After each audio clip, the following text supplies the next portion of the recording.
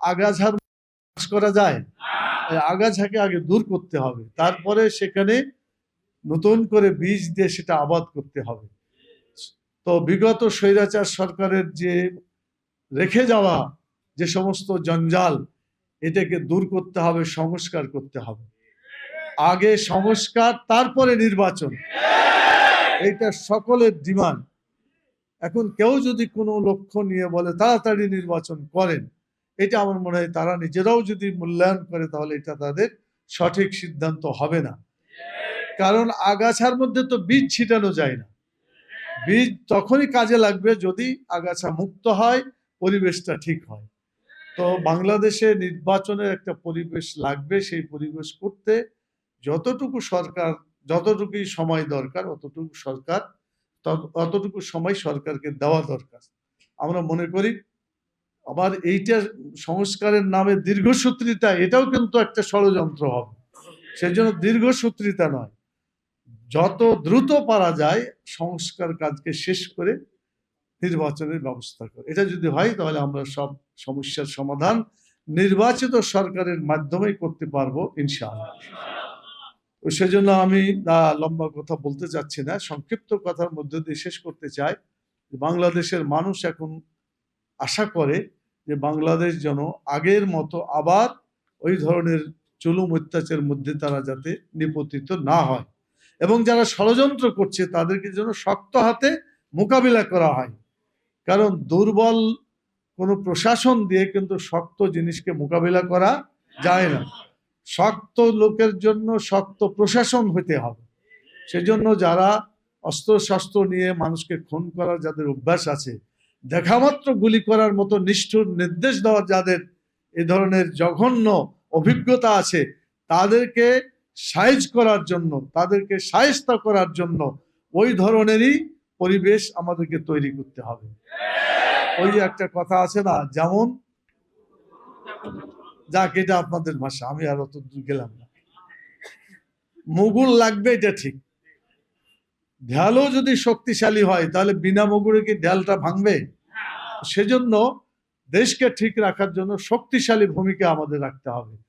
সেজন্য প্রিয় ভাইরা, আজকে আমি যে বিষয়ের উপর কিছু কথা আপনাদের অলরেডি বলেছি, যে বিষয়টা ছিল সেটার কনক্লুশনটা এইভাবে করে শেষ করি। সেটা ছিল পরিবর্তিত পরিস্থিতিতে কিভাবে এই দেশে একটা পরিবর্তন আনার জন্য কি ধরনের পরিবেশ এবং কি ধরনের কাজ করা দরকার, সেই বিষয়ে আমার আলোচনা ছিল। সেটা ছিল দাওয়াতের উপরে। রাসূল সাল্লাল্লাহু আলাইহি সাল্লামকে আল্লাহ তাআলা দাওয়াত দেওয়ার যে টেকনিক শিখিয়েছেন সে কথাগুলো আমি আপনাদের বলেছি। এখানে বুদ্ধিমত্তার সাথে মানুষকে ভালো আচরণের মাধ্যমে এদেশের মানুষকে ইসলামের দাওয়াত দিতে হবে। রাসূল সাল্লাল্লাহু আলাইহি সাল্লাম যেভাবে দিয়েছিলেন সেইভাবেই আমাদের দাওয়াতি কাজ করতে হবে। আমি আপনাদেরকে অনুরোধ করব যে এখন থেকে, আগে যেমন প্রতিকূল পরিবেশ ছিল দাওয়াতি কাজ করতে আপনাদের বেশি বেগ পেতে হতো, আল্লাহ তাআলার মেহেরবানিতে এখন দাওয়াতি কাজ করার জন্য এ ধরনের বেগ পেতে হচ্ছে না, আলহামদুলিল্লাহ। এখন মানুষরা এগিয়ে আসছে। আমি তো গত পরশু দিন এলাকা থেকে আসলাম, রাজশাহী এলাকায়। সেখানে লোকেরা এসে জামাত ইসলামীতে যোগদান করার জন্য, এমনকি অমুসলিম পর্যন্ত জামাতে যোগদান করার জন্য আমার কাছে এসে বলে যে এখন থেকে আমরা জামাত ইসলামী করব। তো আলহামদুলিল্লাহ, আপনারা অনেক প্রচার ভিডিও দেখেছেন, বিভিন্ন জায়গায় আমিরে জামাতের বড় বড় কর্মী সম্মেলন, সেখানেও অমুসলিম যারা ছিলেন তারাও কিন্তু বক্তব্য রেখেছেন, তাদের মাধ্যমে আপনারা মেসেজ পেয়েছেন। আমি শেষ করি এভাবে যে আসুন, বাংলাদেশকে গড়তে হলে আমাদেরকে মানুষের কাছে কোরআনের আইন পৌঁছানোর দায়িত্ব পালন করতে হবে, এবং এই দায়িত্ব পালন আপনাদেরই করতে হবে। আপনারা ওয়ার্ড সভাপতি, সেক্রেটারি, ওয়ার্ডের যতগুলো পাড়া আছে, যতগুলো এলাকা আছে, এমনকি বিল্ডিং যে সব আছে, প্রত্যেকটা মানুষের কাছে গিয়ে উদউ ইলা সাবিলি রাব্বিকা বিল হিকমাতি ওয়াল মাউইজাতিল হাসানা ওয়াজাদিলহুম বিল্লাতি হিয়া আহসান, এই আয়াতের আলোকে, অর্থাৎ তোমরা আল্লাহর দিকে, রবের দিকে মানুষকে ডাকো। কি দিয়ে ডাকো? উত্তম চরিত্র দিয়ে ডাকো, উত্তম কথার মাধ্যমে ডাকো, উত্তম পরামর্শ দিয়ে তাদেরকে ডাকো। তো আল্লাহ তাআলার এই কথাকে সামনে রেখে আসুন আমরা এই কাজটা করি। আমি শেষ কথা যে কথাটা বলতে চাচ্ছি সেটা হলো, বাংলাদেশ জামাত ইসলামী অন্যান্য দলের মতো নয়। মাত্র 30 বছর 60 বছরের জীবনকে আমরা চিন্তা করি না, আমরা চিন্তা করি এই 60 বছরের জীবন হচ্ছে আখিরাতে যে মহাজীবন আছে, যার শুরু আছে শেষ নাই, সেই জীবনকে সুন্দর করার জন্য আমরা কোটি কোটি বছরের জীবনকে সুন্দর করার জন্য কাজ করি। সেজন্য বাংলাদেশ জামাত ইসলামীর দায়িত্বশীলদেরকে ওই ভূমিকা পালন করতে হবে যে যেভাবে আমরা অনন্তকালের জন্য যে জীবনে প্রবেশ করব সেখানে যাতে আমরা ক্ষতিগ্রস্ত না হই, জাহান্নামের দাউ দাউ করে আগুন থেকে যাতে আমরা বাঁচতে পারি, জান্নাতুল ফেরদাউসে আমরা যাতে যেতে পারি। এখানে আপনারা তো আছেন, আমাদের সাংবাদিক বন্ধুগণ আছে, তাদেরকে সামনে নিয়েও আমরা কথা বলতে চাই। প্রত্যেকটা মানুষের কাজের হিসাব কাল কিয়ামত আল্লাহর কাছে দিতে হবে। আপনি হাত দিয়ে কি করছেন, হাতে কথা বলবে, মুখ দিয়ে কি বলেছেন, মুখ পর্যন্ত বন্ধ করে দিয়ে সে রেকর্ড আল্লাহ তাআলা পেশ করবেন, যেটা সূরা ইয়াসিনে বলা হয়েছে যে আল্লাহ আল ইয়াউমা নাখতিমু আলা আফওয়াহিহিম ওয়া তুকাল্লিমুনা আইদিহিম ওয়া তাশহাদু আরজুলুহুম বিমা কানু ইয়াকসিবুন। আল্লাহ তাআলা সেদিনকে জবান বন্ধ করে দিয়ে হাতে কথা বলবে, পায়ে সাক্ষী দিবে। অন্য সূরাতে সূরা নূরে আল্লাহ তাআলা বলছেন যে সামউহুম ওয়া আবসারুহুম ওয়া জুলুদুহুম, তাদের কান সাক্ষী দিবে, তাদের চোখ সাক্ষী দিবে, তাদের চামড়া সাক্ষী দিবে। আল্লাহ তাআলা ওই চামড়া তখন বলবে, না ওই ব্যক্তি বলবে যে চামড়াকে, যে তুমি কেন আমার বিরুদ্ধে সাক্ষী দিচ্ছ? মায়ের পড়লে তো তোমার গায়ে মায়ের পড়বে, তুমি কেন আমার বিরুদ্ধে সাক্ষী দিচ্ছ?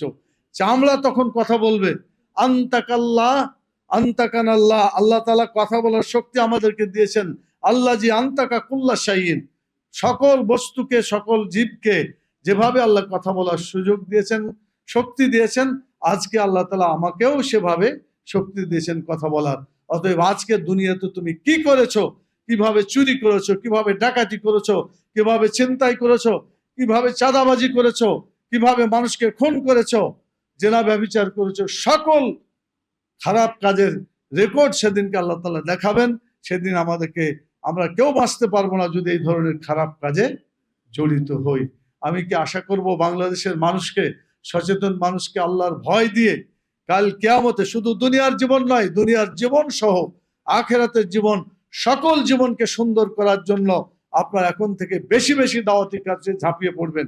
কি রাজি আছেন আপনারা? ইনশাআল্লাহ এই কাজটা যত বেশি হবে তত আপনারা নেকি পাবেন, তত বাংলাদেশের মানুষের তকদির ভালো হবে, এই জাতি সুন্দরভাবে জীবন যাপন করতে পারবে। আমি সেই আশাবাদ ব্যক্ত করে আপনাদের সকলকে দুনিয়া এবং আখিরাতের কল্যাণের জন্য, সামগ্রিকভাবে কাজ করার জন্য বাংলাদেশ জামাত ইসলামী একটা ইসলামী রাষ্ট্র কায়েম করতে চাই, যে রাষ্ট্রটা কায়েম করেছিলেন মুহাম্মদুর রাসূলুল্লাহ সাল্লাল্লাহু আলাইহি সাল্লাম। বাংলাদেশে ততদিন শান্তি হবে না, ততদিন জুলুম বিদায় হবে না, অত্যাচার, নির্যাতন, সন্ত্রাস, চাঁদাবাজি কিছুই দূর হবে না যদি না ইসলামী শাসন এখানে কায়েম হয়। ইসলাম আসলেই জুলুম পালাবে, অন্যায় চলে যাবে, অত্যাচার চলে যাবে, সব ধরনের খারাপ কাজ চলে যাবে। আলো আসলে অন্ধকার পালায়, একইভাবে ইসলাম হচ্ছে আলো। এই ইসলাম আসলেই বাংলাদেশ থেকে সকল অপকর্ম দূর হবে ইনশাআল্লাহ। একটি সুখী, সমৃদ্ধশালী, সুন্দর একটি বাংলাদেশ আমরা পাবো।